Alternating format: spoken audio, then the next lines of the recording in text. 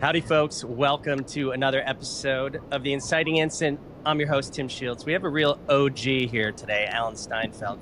For the folks that are not, hip to the lingo, that's original gangster. So let's just jump into his bio here. Alan Steinfeld is a writer, filmmaker, this is something I didn't know, acupuncturist, and longtime explorer of human potential. For over 30 years, he's hosted the influential program New Realities, interviewing thousands of luminaries on the edge of science, spirituality, and consciousness, including Deepak Chopra, Dr. Joe Dispenza, Bruce Lipton, Marianne Williamson, and Greg Braden, to name a few. His best-selling book, Making Contact, Preparing for the New Realities of Extraterrestrial Existence, earned the 2023 Conscious Life Book Award and reflects his long life passion for expanding consciousness. I will also add, he's the third member of Consciousness Club I've interviewed on this podcast, which is a group of nerds that get together on Thursday night on a Zoom call and talk about all things consciousness and disclosure. The first one was Dr. Tara Deliberto, episode 5, and Dr. Daniel Branco, I believe, was episode 17. How's it going, Alan?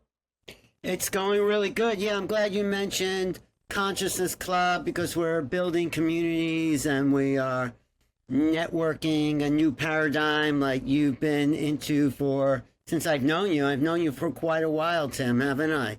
Yeah, maybe 2017, 18 or something like that. Or maybe earlier. I mean, I know we met through Joe, and I know you're close with Joe Dispenza, and I knew Joe for forever. So, yeah. But I thought it was early in the 2000s. Whatever. I know you. I know Regardless, you.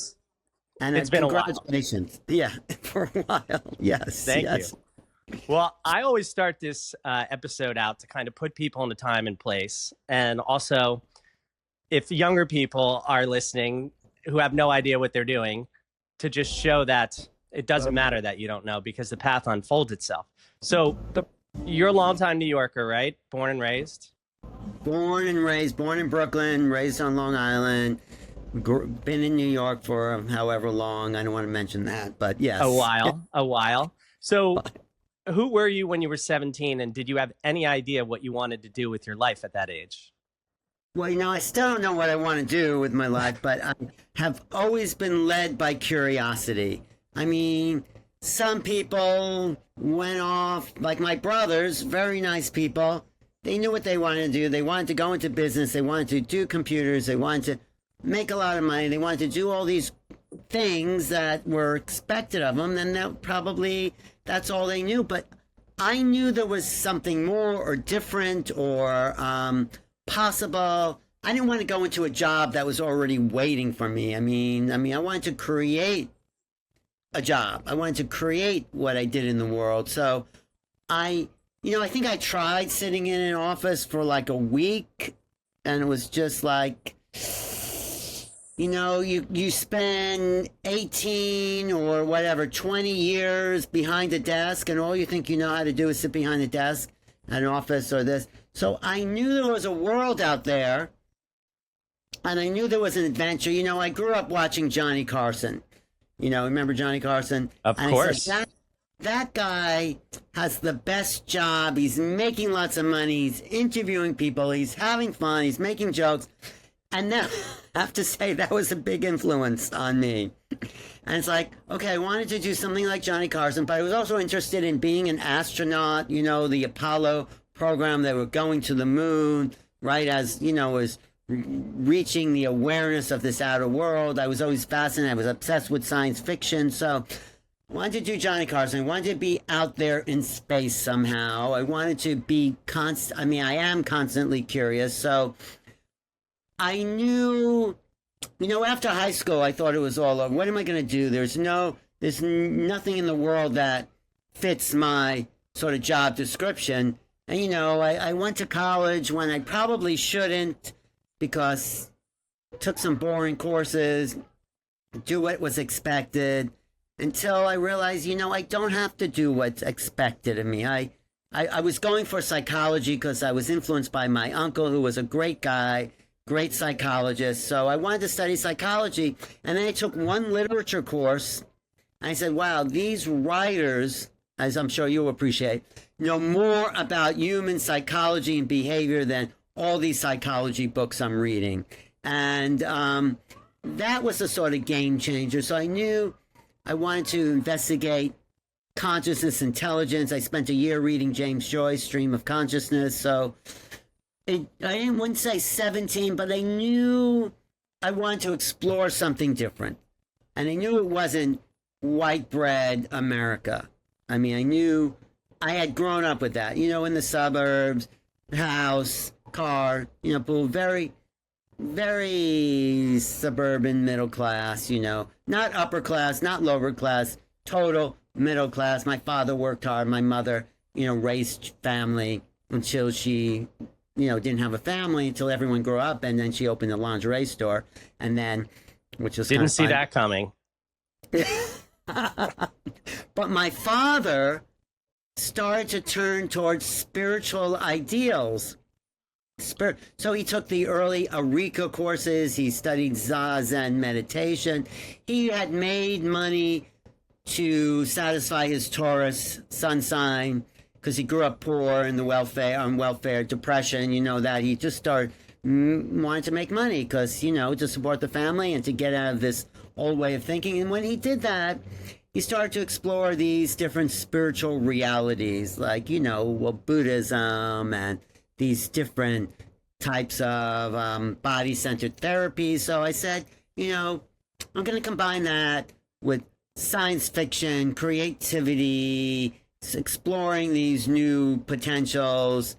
And in a way, my father gave me permission, in a kind of symbolic sense, to pursue these ideals and not follow the traditional path because he had done that. And then he ended up letting it go because, so I had done that. I had grown up in suburbia. Did I want to go back to suburbia? I mean, my brothers obviously did, but I had done that. I wanted something completely different. Well, not totally complete, but so I just went out and lived in New York. After graduating college, and was exploring the art scene before there was spirituality. So I was in the East Village in the early 80s. There were lots of creative people around.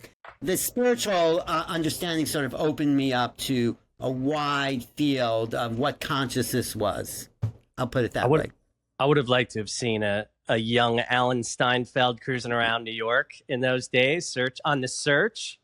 I was taking lots of pictures. I was experimenting with new realities within my photography, actually. Yes. Okay, yeah, we'll get to new realities, but so what was kind of the inciting incident? I mean, I'm sure you have about 1,001 that kind of put you on this path that would become new realities and disclosure and everything else. Well, I didn't know what to make of these new spiritual phenomena and this new, energy. So I went to see somebody, just because I was still coming from a psychological paradigm, even though I was exploring some of these other realities. And I saw this one teacher that said to me, what do you want? Who are you? What's going on? And in that moment, because there was a lot of energy exchange that I didn't expect, I felt like the room get a little hazy and cloudy or distorted. And I felt like sort of part of me coming out of the body and being greater than my body. I felt like I was awakening just because of this energetic exchange. And it's at that point, I think I became a mystic because I knew who I was not just the body. I mean, it's great. You have to love your body and honor it and nourish it and take care. But who you are, who we are, who I realized I was more than that. That was the inciting incident in 1981. And from that moment on, when you walk through that door, maybe Tim, the door closes behind you and it's you can't go back to not knowing what you know. But it took me on a search for what is this mystical consciousness? What is higher consciousness? I read Autobiography of Yogi, which was a kind of opener. This guy, Yogananda, is quite a classic. Right, a classic and a great introduction to what spiritual realities are all about. And so I just kept pursuing that. You know, I took all the workshops, chakras and healing and Reiki, and I studied acupuncture for 4 years because I knew it was about energy. And so after, you know, after you do all the workshops, then I started to interview these people about the workshops. It's like I wanted more. I wanted, you know, and then I had a UFO experience. 1987, I was driving cross country with a woman I had met in Sedona. And 87, if I don't know if you remember, was the year of the harmonic convergence. You remember the harmonic convergence in 87? No. All right. Well, that's for real OGs. Sorry, you'll have to research that. 1987 was a pivotal year. August 16th and 17th was the time that Terence McKenna and Jose Arguelles both said was coming to the end of this, what was it, 52-year cycle, 9 50-year cycles that represented the 9 hells when Cortez invaded the Mexican continent, you know, the North American continent, the embraced, but the Mayans had predicted 9 series of 52 years, and that ended in 1987, and that would begin 25 years of a resettlement. I think they were maybe off by, I think COVID was more of that, but 2012, you know about the 2012, whatever was going on there. So that was predicted in 87. So harmonic convergence was the first New Age holiday, you know, like the Lionsgate or whatever is happening now. But that was big. People, it was before the internet, but people were gathering at sacred sites around the world. And I had met this woman in Sedona, and we're driving cross country, and we stopped because it's, you know, I went to the Oregon Country Fair, I was driving back east to New York. We pulled off the road, and we're really tired. We slept by this little deserted canal, and the sign said there, enter at your own risk. You know, I thought maybe it was just canal flooding, but it was like that night, and I remember it, and this woman who I hadn't talked to probably 10 years, and I said, well, I'm writing about our experience in my book. Do you mind? Oh, she says the night we were frozen, and that was like we were in suspended animation. We were like, we went to bed, and she remembers this perfectly like I do. We went to bed and woke up in the same position we went to bed. And like, who remembers that? Like, I don't know how I went to bed and woke up this morning, but there was something about that particular moment in time that felt strange, different, and we just had to get out of there. But I also found there was a mark on the back of my leg, a 4-prong puncture mark that my mother actually saw. It was the summertime, it was August, and it's like, she said, oh, I said, that must be a spider bite or something.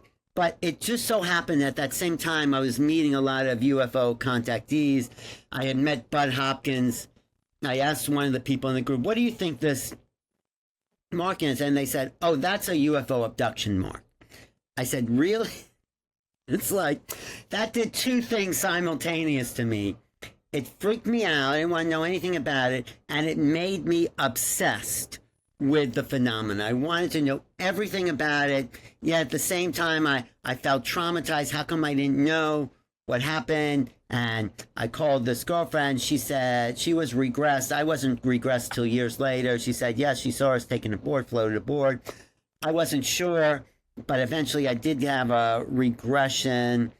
And I did see things, you know, when you have these hypnotic regressions or even a past life regression, it's not like you're remembering what happened because you weren't really conscious to experience it in the first place. But I did see things, so that sucked me down the rabbit hole, and I'm still down that rabbit hole exploring what is contact? What does it mean to meet a being from a higher dimension or a different reality? And I have met these beings in dreams and maybe in that incident, that a second inciting incident. So those 2 moments are pretty inciting and has brought me sort of, I mean, I'm sure there were other moments along the way, but those were foundational in my exploration of new realities.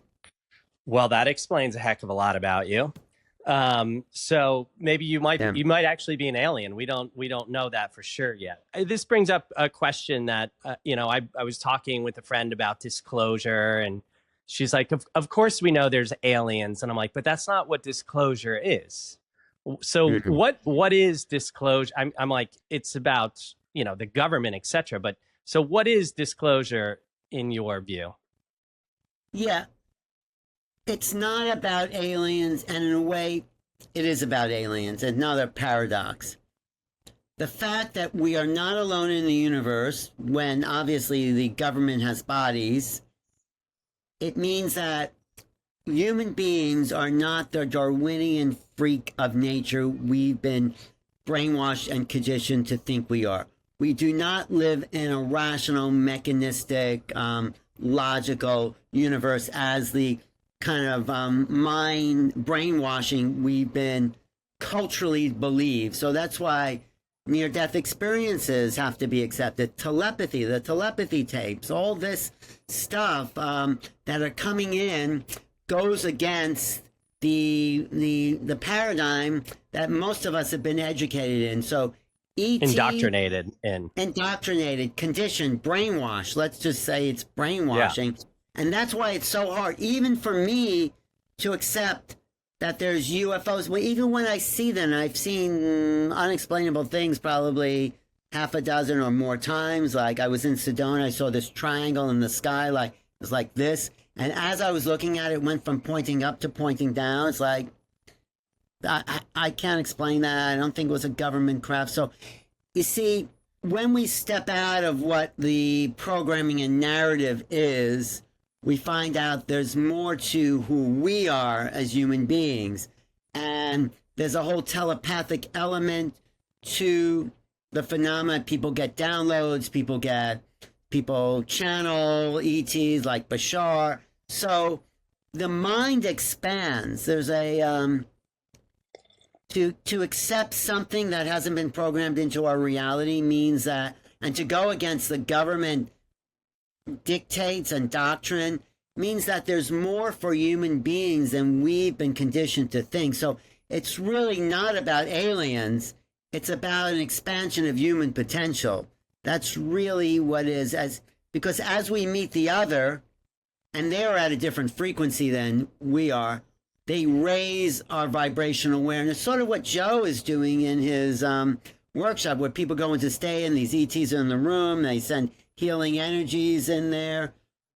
They're around us all the time. We've just been very conditioned to see out of a very small window. So the ET UFO disclosure really is about expanding human potential. That's the disclosure.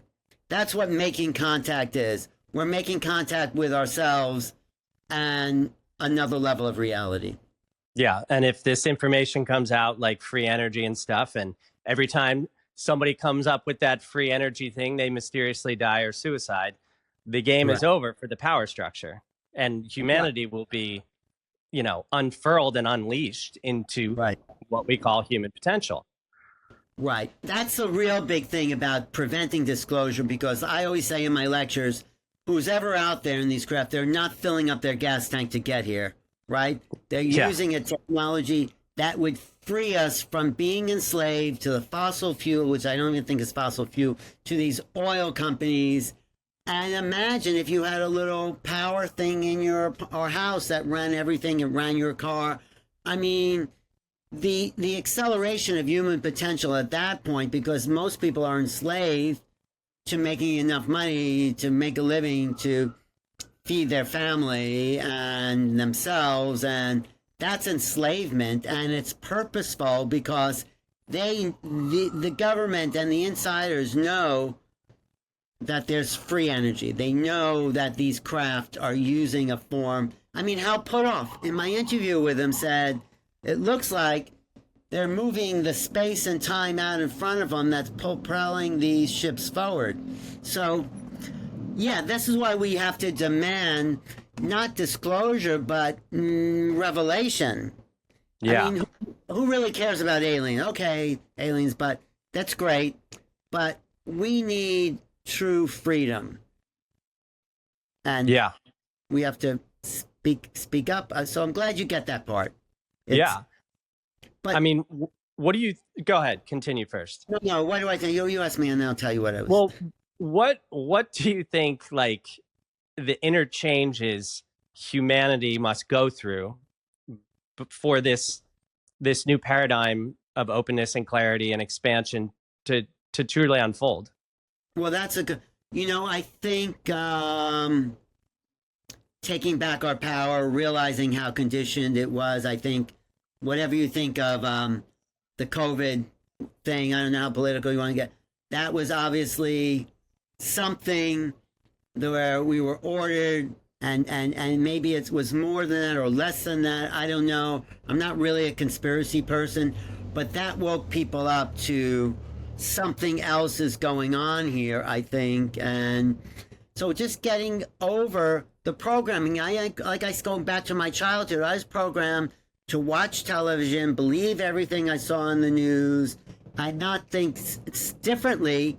And then I discovered the Village Voice was saying, wow, there's some different ideas. And then I was saying, like, National Lampoon and WBAI. I was starting to see, wow, this is not the party line. This is different than what I was taught to be true. Just those three different things made me realize there's another world like I was shielded from, and I'm going to look at these other worlds just politically, in a sense, and not that I identify with any political scene, because none of it's all about ego, the whole political thing. It's all about, I'm going to do this. I mean, whoever's president, it's just pure ego, because obviously nothing really changes. We got the new boss, same as the old boss, as the Who said. So what I have been doing, and this is the next maybe inciting moment, I learned how to remote view from Russell Targ, one of the founders of the Stanford Research Institute program. Which is also where Hal Puthoff was, right? That's Hal and Russell were partners in developing what was originally a psychic spying program for the CIA. They got funded from government. They brought in this guy, Ingo Swann, who I also knew because he lived around the corner from me in New York. He was a major psychic, and he developed a protocol for showing people that they are more than just their local mind. And I did this with Russell on camera. When I went to interview him in 2000, people can still see that video. I actually used it to introduce my class. I said, this is how I learned. And I had done some of that before a little bit in different settings, but I learned right there to get out of the way and listen to the non-local mind, which is the right brain. And I've been teaching this for the last maybe 5 or 6 years around the world, and everyone can do that. I'm shocked. Everyone has an infinite mind. We're connected to the quantum field, whatever. If you can get the left brain, which is the ego mind, that tells you how to think, what to think, is the programming, and tap into the right brain, which is your dreaming brain. It's the thing that's present. It's the thing that appreciates art and nature and feels. And if you can step into that with an intention on a target, you can know anything about everything all the time. That's human potential. I don't know if Joe really does that. He works in other ways. We kind of came from similar backgrounds, but I use it to show remote viewing is our connection to the infinite field. It really is. And it's miraculous. When I'm have a target and no one knows what it is, and people, I was just teaching a class. I'm teaching a class on Shift Network to 200 people taking this remote viewing. It's obviously a thing whose time has come. And I'm looking at this picture of the Statue of Liberty, and I tell people to tune into a place on the planet. And someone draws this, maybe pretty much one person draws a picture that I'm looking at without any idea, and she has tuned into this target. That's a miracle. That is more, and it shows us that our minds are non-local. We are humans in this human body, but it puts us on equal ground with these ETs whose language everyone says is telepathic. We're telepathic, and we have the potential to be telepathic. I was just hanging out with Diane Hennessy Powell. You know who she is, right? Is that telepathy tapes? Yes, the telepathy tape. She discovered 20 years ago that these autistic kids did not develop a verbal center and develop their left brain awareness, and they were more telepathic and psychic because they didn't develop this left brain language skills that made the psi factor totally available to us. So when we suppress the language part of our brain or just ignore it and not name things, like your left brain names things. And so we don't really live in a real world. We live in a semantic overlay of the world. That's a tree, that's a window. So immediately that comes into view. But if you can let go of the verbal noun reality, you can be with things as they are. And when you can do that, the world talks to you. It's like dream tethering, I think you would call it. Yeah, for sure. Yeah, thank you. I actually took a class with Alan in San Miguel de Allende, Mexico, in probably 2019 or something like that. We went out to dinner that night and everything. So, you know, how did you do in that class, Tim? Did you? I did all right. I wasn't a shining star, but no, but you got something, right? You were able to start. Yeah. Well. Yeah. If you can get even a little piece, you're tuning into your infinite nature. Yeah, I mean, it makes total sense if you think about somebody who's blind, like their hearing gets better. Like the brain just adapts to whatever. And if you don't have that logic, reasoning, measuring time and space, language center, then the other side of the brain is going to develop and tune into. And really, we're just like our DNA is antennas. And, you know, we're just tuning into information at all times. We're walking through endless information fields. But most people are turned off to that because they're so focused on the 3D world. Right. And we've been getting back to our brainwashing, conditioning. By the time you are 5 years old, you're learning 1, 2, 3, ABC, ordering the world in a certain way based on the cultural dictates, and you become a being of culture.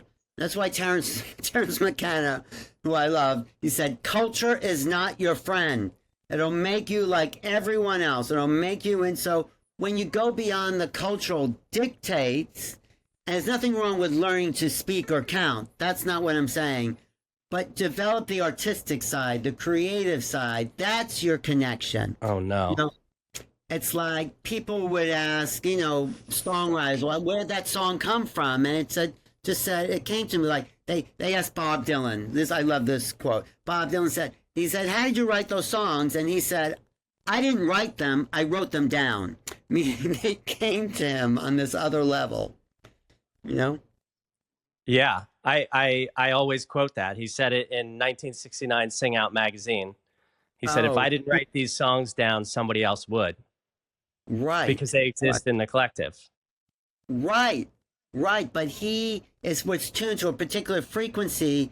Well, just like these words and these thoughts going through our head, we think they're being generated by the brain, but I think they're being received by the brain from the quantum field that we really exist in. Like, I don't really think you're on that, you're just that computer image I'm looking at. Like, I know that's not you, Tim. I'm really convinced you're not in my computer with a little window. You're somewhere else. But the image or the personality is coming through this image. So that's like, you know, I'm sure you've heard that. That's where we are. We're using these bodies as avatars. Yeah. And when you say, for people who don't know, what does non-local, consciousness is non-local mean? It means, like, I use a radio, for example. Like, or this, like the Zoom, this call we're on. The announcer is not, if you open up the radio, you're not going to see this announcer. If your radio breaks, it doesn't mean the announcer has keeled over. That signal is coming from somewhere else. It's not coming locally. It's being broadcast locally, but it's coming from the field, the radio band field. So and it's picked up by lots of different receivers. We have a particular receiver, our brain, let's say, that's picking up something that we really are in the field. If you read Lynn McTaggart, that should be a good guess for you. Yeah. It's all in the field. It's all, who we are is in the field. So if the radio breaks, it doesn't mean the signal has stopped. You get a new radio, pick it up, or iPhone, you lose your, or break your, it's like, you're still connected to that same number. So we all have these, so that signal is non-local. And because it's non-local and we're receiving that, we could tune our antenna to another non-local aspect of reality and receive information from that. So our five senses are local, but these other senses, like happens in Joe's meditation, are non-local. Yeah. They really. I mean, consciousness is not a result of the brain. The brain is the processor. Consciousness is something we tune into and actually download. Exactly. Consciousness is like, I use the computer as an example. So you have your hardware, there's a computer, which is the brain. The brain's the hardware. The software is the personality. But a computer doesn't do anything with just hardware and software. What you need is an operator. Consciousness is the operator, else the computer just sits there with no operator. The body just sits there. But the operator is this infinite field, because we, I believe, are infinite. And we're tuning into a local processor to have an experience in the 3D world. Yeah. You started this show, New Realities. You started interviewing all of these people that were sort of at the leading edge and now are the thought leaders of this time. I mean, partly, how did you develop your audience? And then also, how did you deal with people who were like total skeptics and be like, this guy's off his rocker? Well, first of all, just to answer that second question, I'm not interested in people I think are total skeptics and off their rocker. There's too many really, like I'm sure you can interview a lot of ridiculous off the rocker people, but I chose to talk to people who I really could learn something from.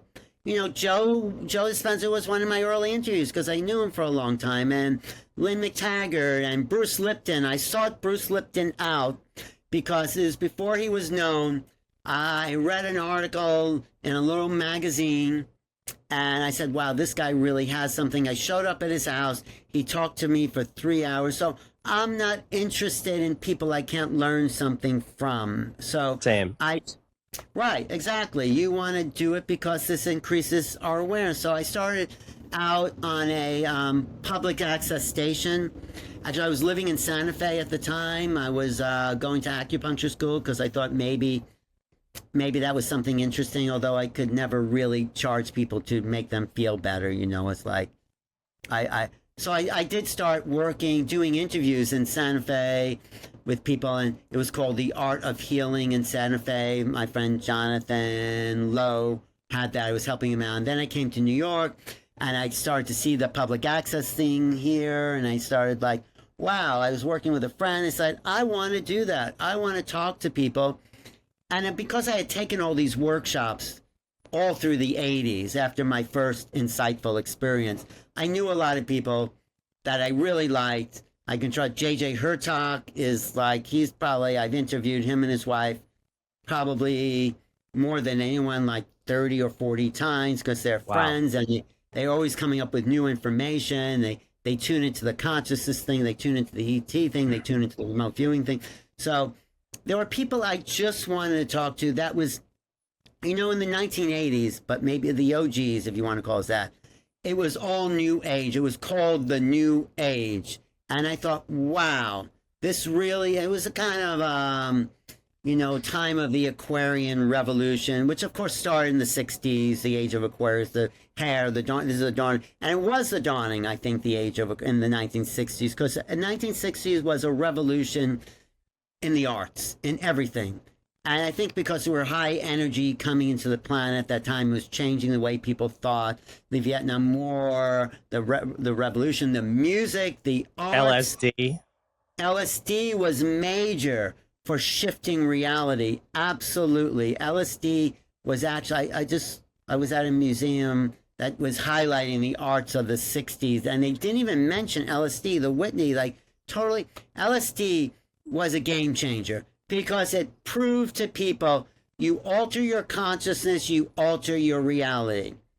And that, you know, I'm not saying you should do it. If you know your reality is altered and you can change your perception, you don't need LSD to take you there. All you have to do is shift your consciousness. So, but that was a revolution. And then in the 80s, there's a kind of resurgence or grounding. So I started to explore all these alternative means of consciousness in the 80s. And then in the 90s, I started my show in 93.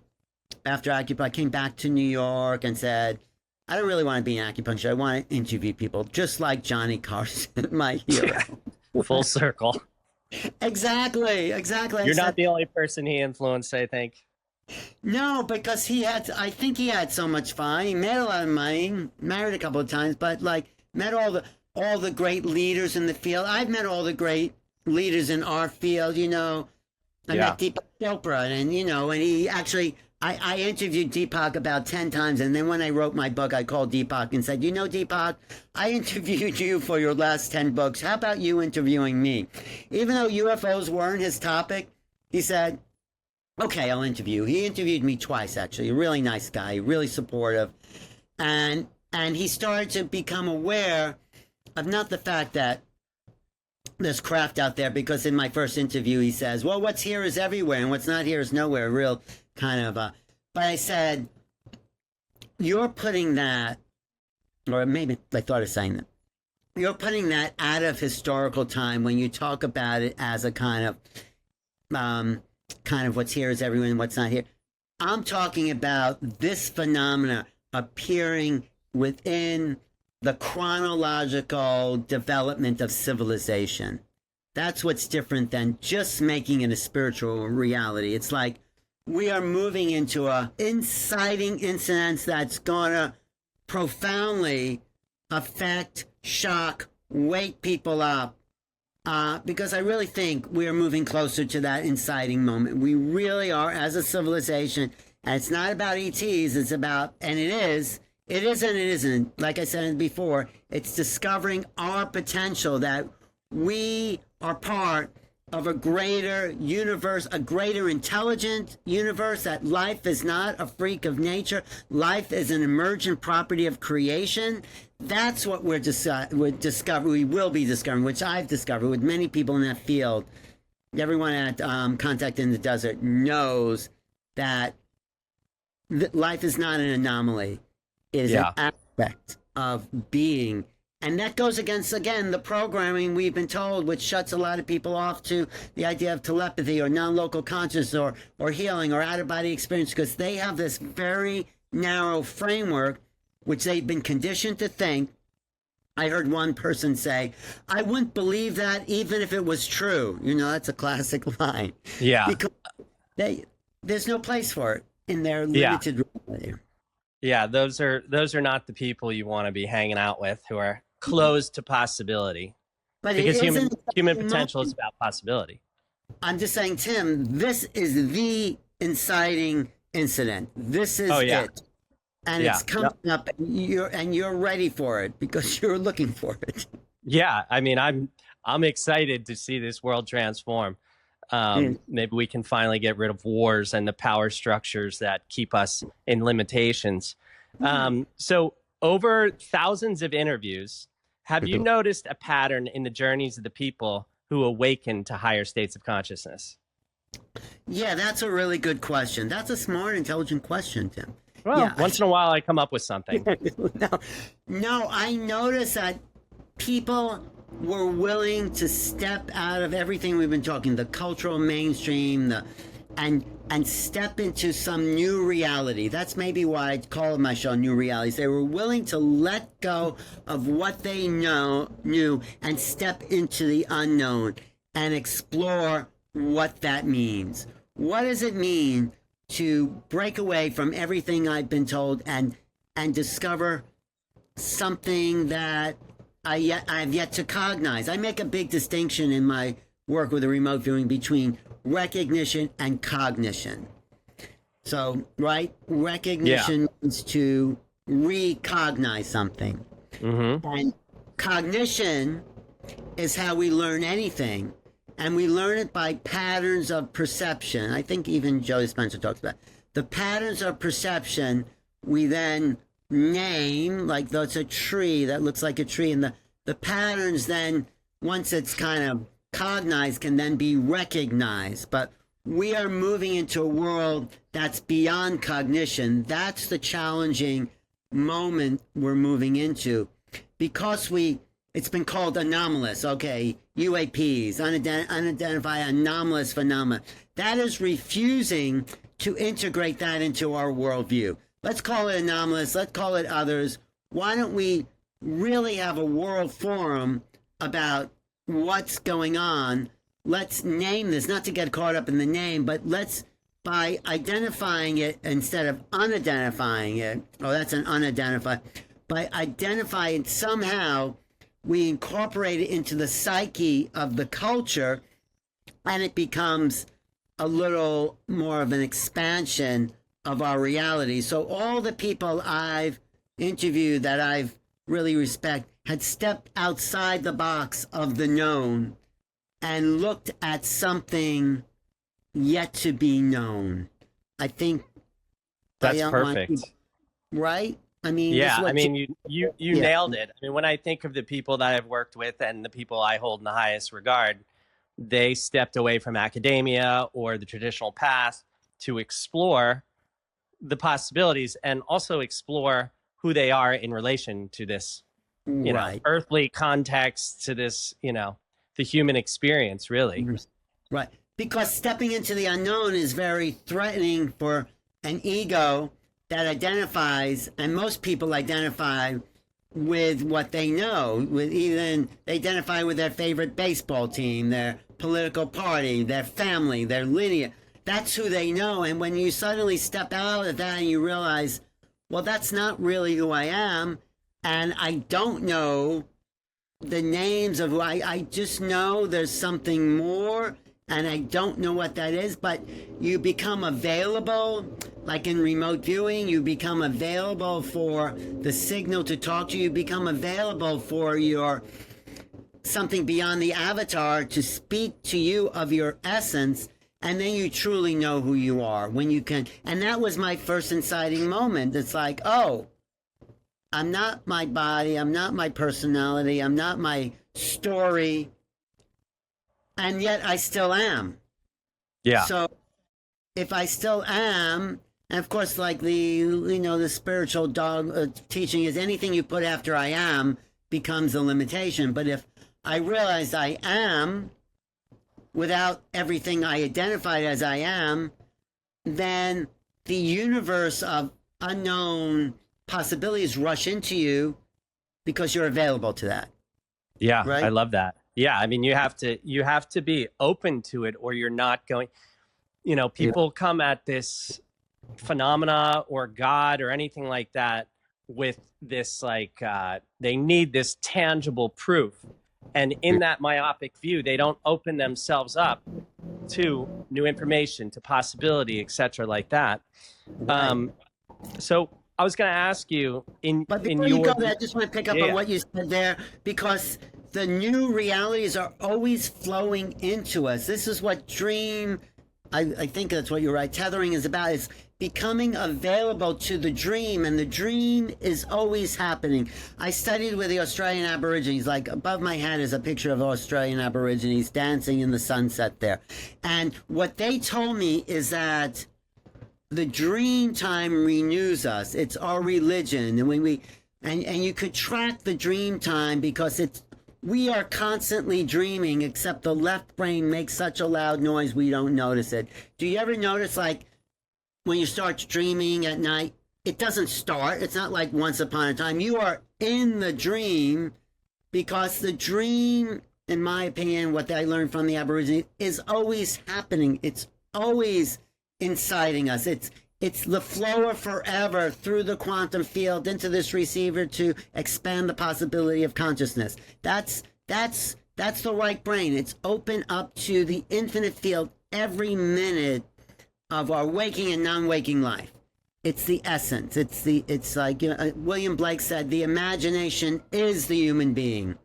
So when we can become available to that reality, we step into the unknown, and the unknown rushes into us. That's I mean, the Hopi tribe doesn't have a word for time or space. It's just this continuum that moves through seasons and ceremony and experience.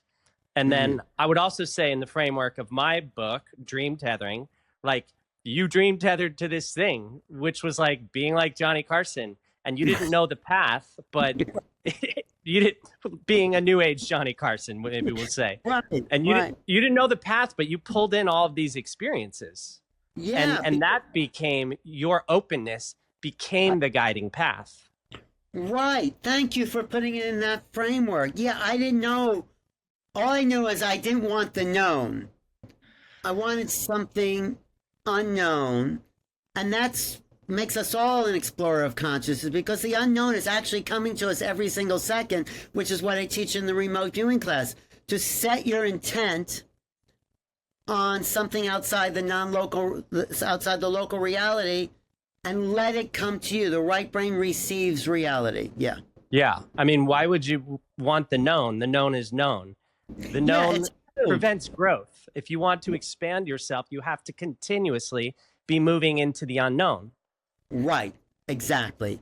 That's what Picasso said about his art. If it's done, it's already old. Let's do something new. You know, the artists are the ones that are at the forefront of this. You know, another one of my favorite Terence McKenna quotes is,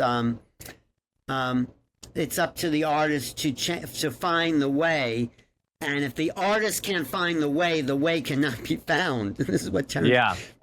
Artists are those that are being fed, like Bob Dylan, like singers, the songwriters, writers in general. You're writing your dream tethering because it is a new download that hasn't been on the planet before, that you're accessing, that you want to share with other people because you know they can dream tether.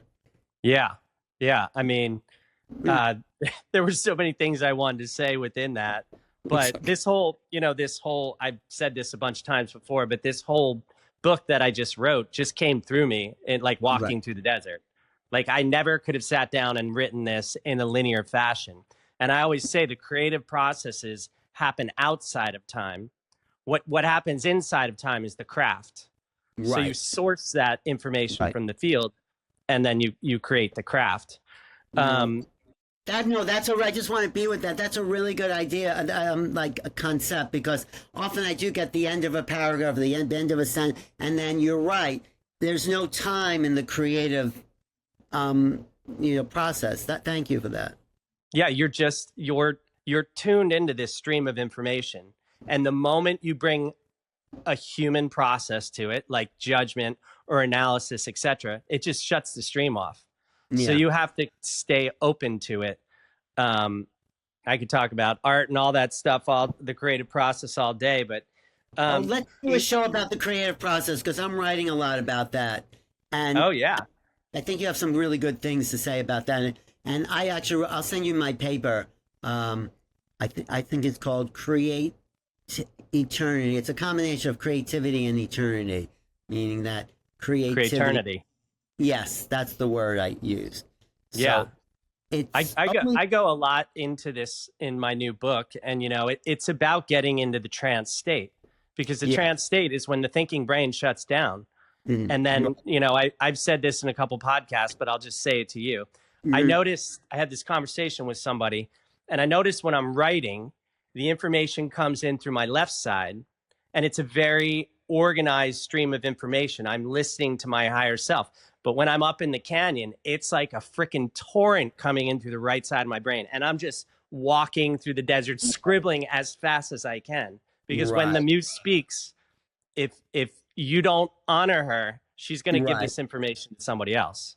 Or you'll just lose it. There's that you'll lose it. Woman who wrote Eat, Pray, Love. What's her name? Elizabeth Gilbert. You ever see her talk about the genie and the genius? Oh, well, the daemon. Yeah. Yeah, it's incredible. Well, she talks about the famous songwriter. She wrote L.A. Anyway, the song is coming to him, and he's driving in the car, and he's getting this download of the song, and he yells out, "Can't you see I'm driving?"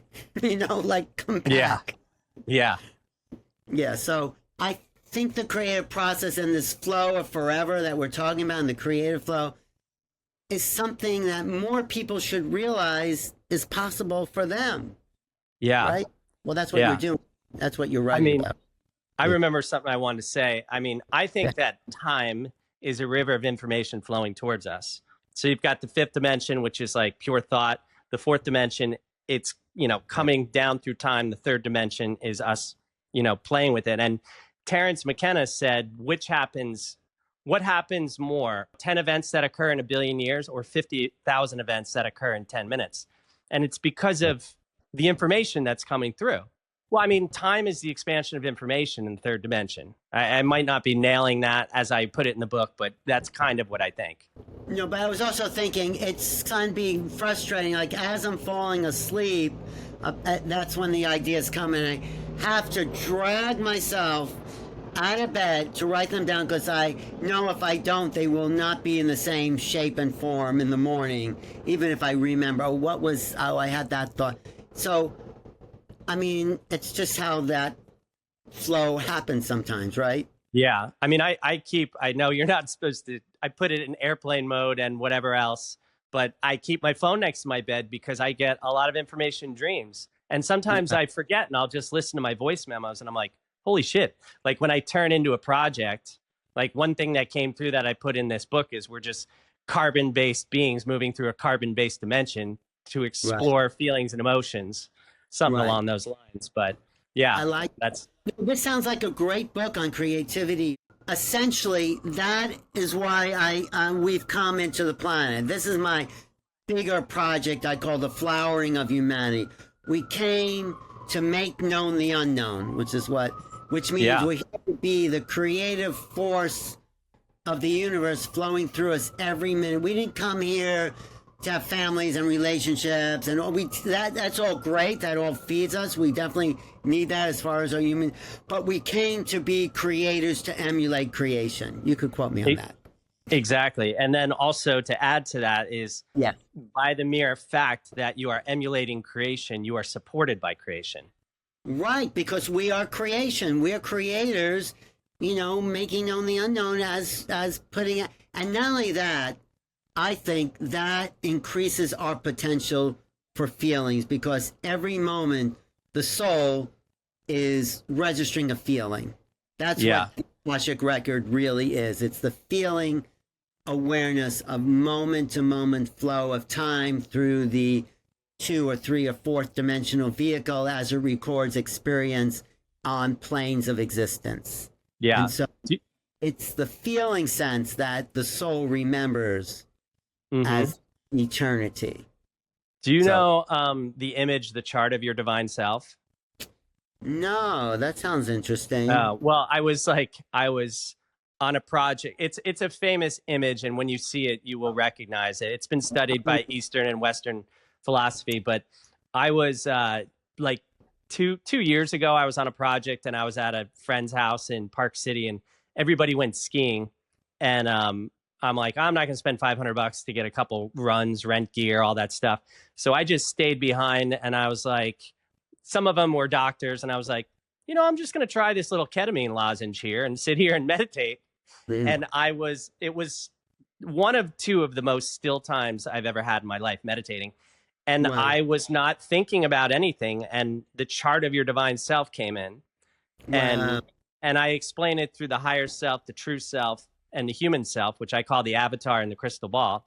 But it's Right. also the field and, thought and matter. It's a famous image that, Eastern and Western philosophy have in like Eastern philosophy, it'll be like the Buddha in there. In Western, it'll be like Jesus. And Okay. it's just sort of a way that information comes in. But I was going to ask you, in your view, what do these contact experiences reveal about the nature of reality itself?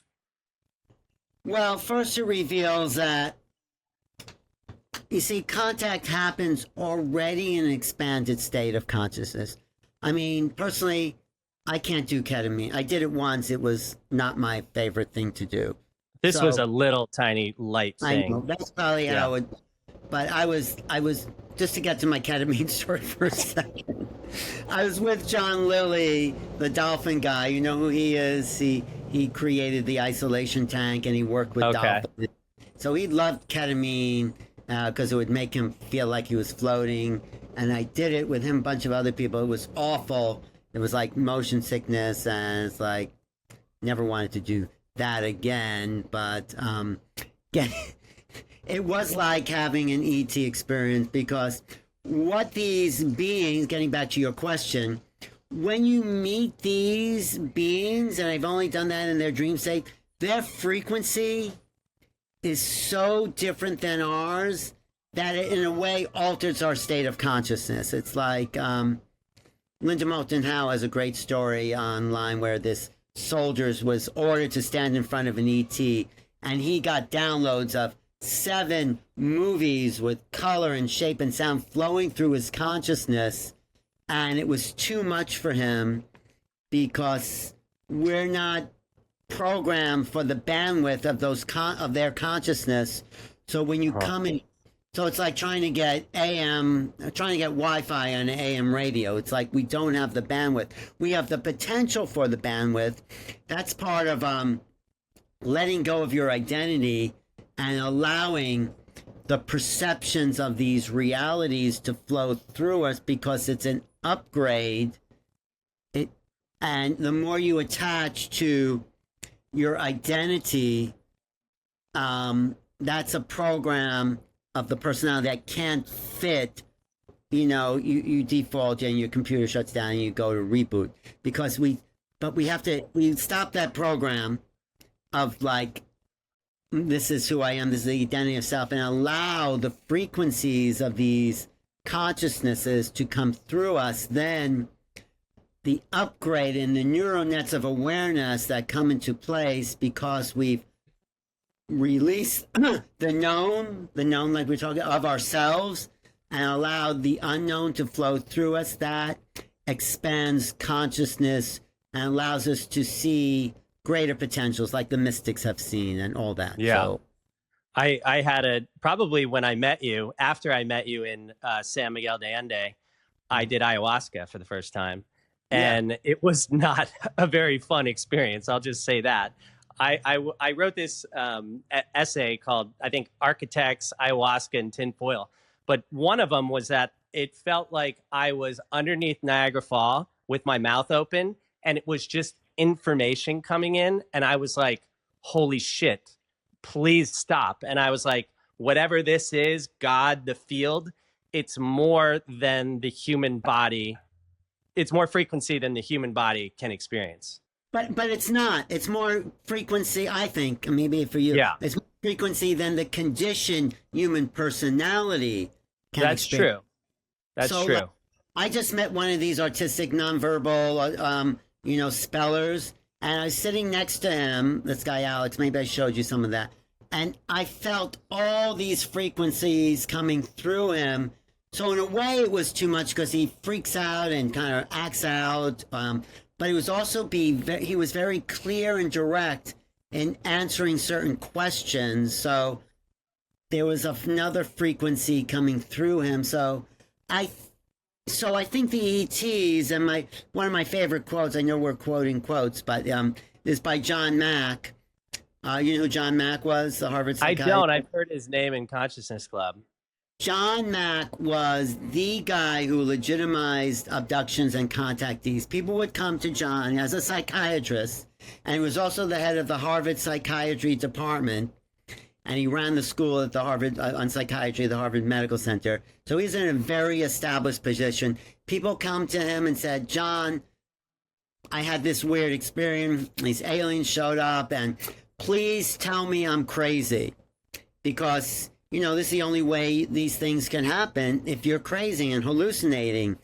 And John sort of said this, I'm paraphrasing. He said, I have good news and bad news. The good news and bad news is that you're not crazy.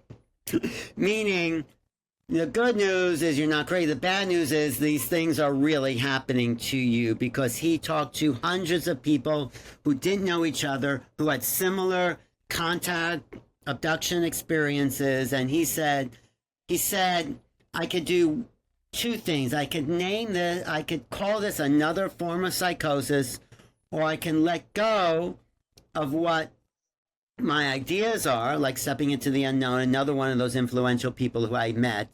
I never really got a chance to interview, but I met. And I step into the unknown and accept people's experience for what they are. This is a phenomenological approach to psychiatry. It's called phenomenology, where you just listen to people's experience without making a judgment, and then you evaluate it after. So he listened to enough people who were lucid and intelligent and professional, and they weren't crazy. There's signs of crazy people. These people he talked to, these experiencers, as he called, had no symptom of any psychosis. All they had was this little strange experience that happened to them, which seemed similar to other strange experiences. And all John could say is like, well, it wasn't his experience, but it seems like this is an experience that's happening. Whitley Strieber, when he wrote the book Communion, he got 200,000 letters from people around the world saying they had similar experiences to Whitley. So, I think I had a similar experience. I don't know what to make of it. We don't know what to do with it, but John legitimized it by saying these people are having a real experience. There's trauma involved, there's hysteria, there's transformation. So I forgot the question. What was the question? But I don't even remember. Keep rolling. No, I was going to say, so the awakening, John said, is happening because these people may have been traumatized, but it's also an initiation into a higher level of consciousness. So I was getting to my favorite quote by John Mack, Dr. John Mack, who's no longer on the planet. And he said, the UFOs are like an outreach program from the cosmos for the consciously impaired. That's us. We are the consciously impaired, because we don't even know consciousness is a thing. We're starting to, but it is the thing. It is primary. It is. Yeah. And this is what we are meeting, because it's not that they're aliens. Jacques Vallée says, who cares if they're aliens from, I'll be very disappointed if these are just visitors from another planet. And Jung says, this is an aspect of the universe that's here to wake us up to a bigger part of ourselves. And it's real. It's an aspect of the field, the quantum field, saying, look, humans, you have to stop doing what you're doing. And we're also meeting a bigger reality that expands, like all our acts of creativity, Tim, expand human potential. Doesn't matter if you're writing a rap song or doing a dance or designing a new piece of clothing. All of that adds to the expansion of the human experience. That's why we're here as creators, to expand the human experience. So the availability or the presence of ETs just takes up a whole notch to a whole new level of human experience, into a not humanism, but a trans-dimensional awareness that will expand our potential in ways we have yet to see. Yeah. In the new book, I have an update to Joseph Campbell's hero's journey as the evolution of consciousness. And it's not necessarily about slaying the dragons in the outer world and the inner world, but it's about consciousness actually moving and expanding through the hero. That's what we're doing here. We're expanding our consciousness and on like a soul journey through a physical dimension. Exactly. We are all on the hero's journey. That's what I'm saying about contactees, experiences, abductees, whatever you want to call them. When you meet the other, you are drawn into that underworld where, you have to find a way inside your own psyche to overcome those inner demons that are threatening your established identity and find a new pathway out to the self, and you're reborn as a new being because you've went into this dark, unknown world, and you've been able to rearrange the potentialities of your own being to discover the deeper part of who you are, which is the hero's journey, and we are renewed, like what's happening on the planet. Right, exactly. Yeah. Well, that's Yeah. a good segue into the next question then. So, what do you think the next frontier, what do you see as the next frontier in human consciousness and culture? The final frontier. Nice, the final frontier. No, I think, well, it's what we've been talking about. It feels like the big shift, and you've said it, is that we are human beings, beings that exist beyond time and space. Mm-hmm. We are under the illusion that time and space are just factors of everyday life. And I listened to Donald Hoffman a little bit. I'm sure you know him, but he doesn't completely, I don't completely agree with him because he's still kind of functioning out of an old model. But he does say time and space are no longer relevant, basically. So the next frontier, and I think the aliens, whoever they are, whatever they are, already exist on that level. I think the near-death experience, people, the out-of-body experiences, the telepathic, autistic kids are showing us this next road into the challenge. So, okay, thanks to Joe Dispenza and Mick Taggart and Greg Bray and Bruce Lipton, we know that we exist in the quantum field. That's a given. Okay, right? And I mean, at least us on the forefront of the new age, whatever you want to call it. But the awakening of this self that can actually see who we are beyond time and space is, I think, a cultural revolution that will be initiated sort of by the arrival of these other beings, but it's also where yogis have been and other people, like a little LSD trip, ketamine, whatever you want to do with that, has showed us the infinite nature of the mind, and the mind exists beyond time and space. So that's the final frontier, or at least on this level of 3, 4, 5-dimensional realities. And then we graduate to something else. Yeah, exactly. Richard Rudd said in the beginning of The Art of Contemplation, something along the lines of, in order to know who we are, we have to go beyond the mind. Right. The mind is what's programmed. But the infinite nature of consciousness, what uses the mind to relay, is who we are. But it's even beyond what we call consciousness, because we can observe consciousness as the observer, which doesn't collapse the wave function. Because if you're observing all these realities, I kind of did a talk. Oh, you came to my talk of Contact in the Desert. So if we can be the observer of many realities, which is what I think the ETs do, they can travel beyond time and space. They can be here and appear there because they're not collapsing the wave function to a concretized 3-dimensional form, and they're moving beyond time and space. Yeah, I think, to a certain degree, we are just this energy being, the soul, spirit, whatever, like recycling through a torus field to, perfect, I guess, to come to know the one, and each time we come through, we gain more spiritual knowledge. And, I said in the last podcast, but what a time to be incarnate, to experience this great awakening. It keeps getting better. We're here to know the one, but the one is expanding all the time. The unknown is becoming known because the unknown is flowing through this moment as a new moment. So we are really not only dream tethering, we're surfing the present moment, the consciousness reality. Yeah. So what if humanity embraced this new reality? What's it going to look like? It's unknown. Every moment looks different, Tim.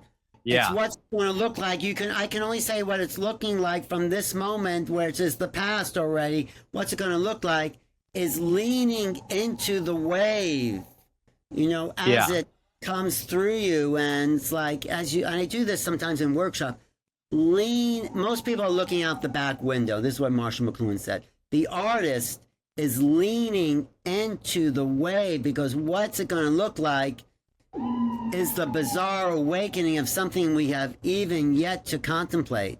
That's what it look like. The unknown, it's unknown because it's not known. You're asking what it's going to look like. Well, then it would be known. Yeah. But move into the dream, because the dream is flowing through us, and then we tether it for a while. We bring it into the unknown. Some other people can learn from that tethered dream, so we can expand the consciousness and all get our own sort of compilation together. Yeah. Right? I mean, I think humanity will step into the first time to our true creatorship. Well, And yeah. who knows what that looks like. We're doing it in a way. We're stepping into I think you are writing. I think writers. I mean, I think, all the great things that have been happening, even the awful things, creators created, but from a limited point of view. Creatorship, I mean, I guess I think, but I think it's always happened, creatorship. It's like, But on like a mass scale. Yeah, because we'll no longer be coming from survival. We'll be coming from the place we were. That was a level playing field. We were supposed to be in that reality to begin with. Like, everything is here in abundance to just feed the soul of creation. That is the true. And so we got stuck in a really kind of weird matrix that we had to kind of it was really kind of strange that we got stuck in this matrix of service to the forces that were controlling reality instead of our own incredible magical mind. Yeah, our own sovereignty. Exactly. What looking back over your career, what is the core message of your legacy, or what do you hope your legacy will be? Furthering the discovery of the infinite self, because the remote viewing shows me how really, truly infinite each one of us is. I mean, I didn't know that when I first started to kind of get into spirituality with the teachings and the teachers I had. I mean, it was hinted at, like when I first saw this channel. The channel said, and this is what converted me to channeling, he says, the big mystery everyone thinks is what's coming through this body. The bigger mystery is what's coming through your body. What are you channeling? Where did that come from? And I thought, well, that's a really good question. What are each of us really channeling? And so that woke me up to the fact that, the awakening of the divine self in a society where everyone knows that truth is, a great legacy to be part of. It's like, and maybe in 100, 200 years, they might look back and who knows, they'll say, what was it like when that planet Earth woke up to its true nature? Another one of my favorite quotes is by H.G. Wells, who wrote the first book about alien and all that, but he says someday someone will find an old newspaper and an old magazine and say to themselves, was there ever such a world where wars and there's people starving and people just being so selfish for their own fortunes and disregarding our connection to the collective, because we're all part of a collective.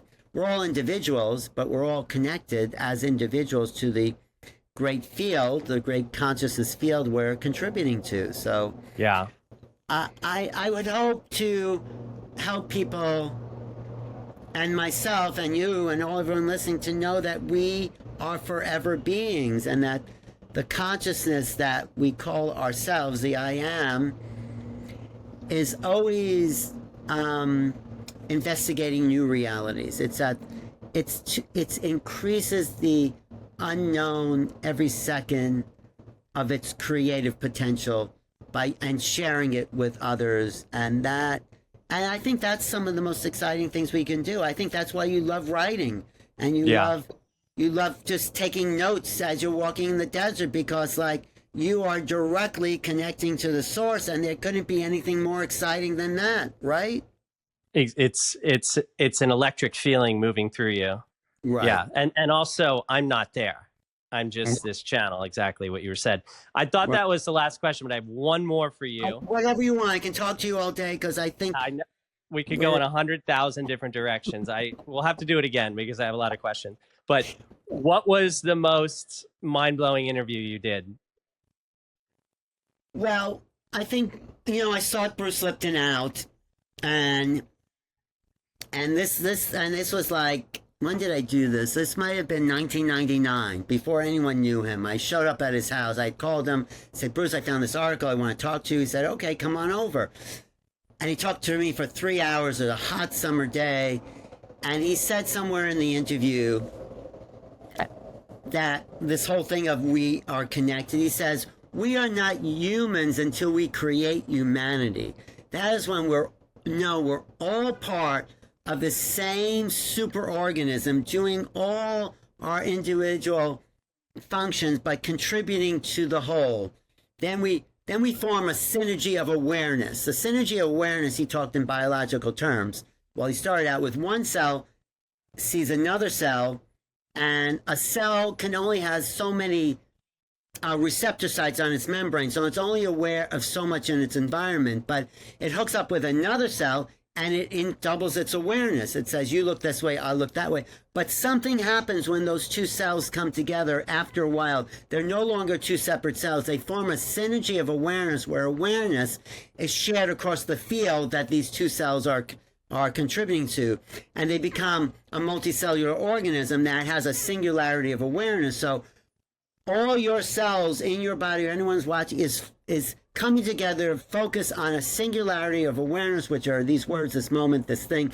All those cells, those trillions of cells, are forming a singularity of awareness. So we are cells in the greater human body, that when we know that, we will come together to form a singularity of awareness where we'll be the separate cell but have the perspective of the quantum field, that all these other cells, that's humanity. And when humanity has a single voice of existence, a synergy of awareness, that oneness will allow us to meet other onenesses, other galactic onenesses. And then we go to the next level of superorganism. So humanity is a superorganism where we're all sharing what, and then these other consciousnesses come in and we meet them and we separately and we share awareness, and then we form a synergy of awareness which forms the next level of synergistic superorganism, and then it goes on and on and on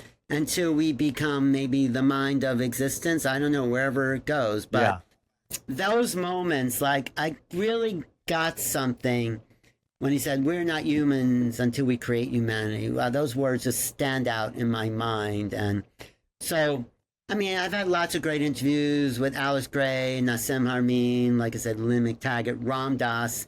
When I first interviewed Ram Dass, I'll tell you this story. I was just starting out, and there was Ram Dass. He was already, he's already not very well, and he was at this expo. I said, Ram Dass, I'm just starting out. I don't feel like I can really interview you. I mean, you're so experienced and well known. And he says to me, you got to stop that right now. You're here. Let's talk. So he just like all that insecurity. He just said, stop it. Just stop it. You're here. You're talking to me. And it was a great interview. So, I thank him for like that, but. That's amazing. But it was really a fun moment. And then I said to him, has this been a good incarnation for you? He said, well, it was an okay incarnation. It could have been here, but, I was here. It could have been there. And he says, how's your incarnation doing? I said, well, it is great, so. I love it. Right. I'm glad you said that whole thing about the cells and the energy fields, because it's a huge concept in my book that I'll tell you offline. But okay. This was amazing, man. Where can people find you? Well, I appreciate your questions. I appreciate our friendship. I know we met even before San Miguel with Joe introducing Oh us. yeah. And I think you came to my apartment or something. We know each other for like at least I 20. was on your show, but I don't think you ever published it. I don't know if I did. That was your Yeah. first book. Maybe it might be on my podcast, I think. I'll look for it. Yeah. My Okay. podcast. But so I do my new realities on YouTube. That's youtube.com/new realities. I am speaking at the San Diego Transcendence Retreat. Come as my guest if you're in San Diego, I would Tim. love to. Yeah. September 27th, 28th. Yeah, remind me and put you on the guest list there. And that's so my website is newrealities.com. My social media is Alan-Steinfeld. My Facebook is my name. But my major, social media is an endless task. So I mostly concentrate. I have been on my YouTube channel to build it up. I'm getting close to 100,000 subscribers. I have 90,000 plus. So subscribe if you tune in, and I have some really great stuff coming up. I talked to a lot of contactees that are just like blowing me away, because I knew the original gangsters for that, Bud Hopkins, John Matt, Whitley Strieber. These are, did I meet? No, this other Jacques Vallée. He's Yeah. pretty amazing. So, did you meet Jacques in Seoul? No. No. Anyway. I didn't go to Seoul.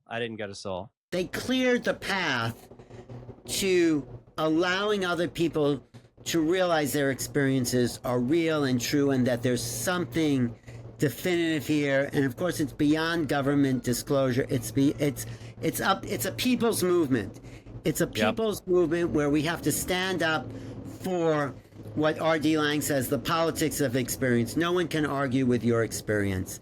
It's real, it's true, and we have to trust that. So believe in yourself, believe in your non-local awareness, and know that you are contributing to the infinite field. And Tim, I appreciate this conversation. Thank you. Yeah, that was great. Great way to end there. Very insightful. Folks, I'm Tim Shields. This is Alan Steinfeld. Please sign up for my newsletter to stay abreast of the book. It's therealtimshields.com. That's my Instagram, YouTube. Please subscribe to the YouTube, all that stuff. It really helps. It's hard to defeat an algorithm. But anyway, Alan, we'll have to do this again. Thanks so much for giving me your time. Anytime, really. I appreciate you. Let's stay in touch. Yeah. All right. Until next time, folks.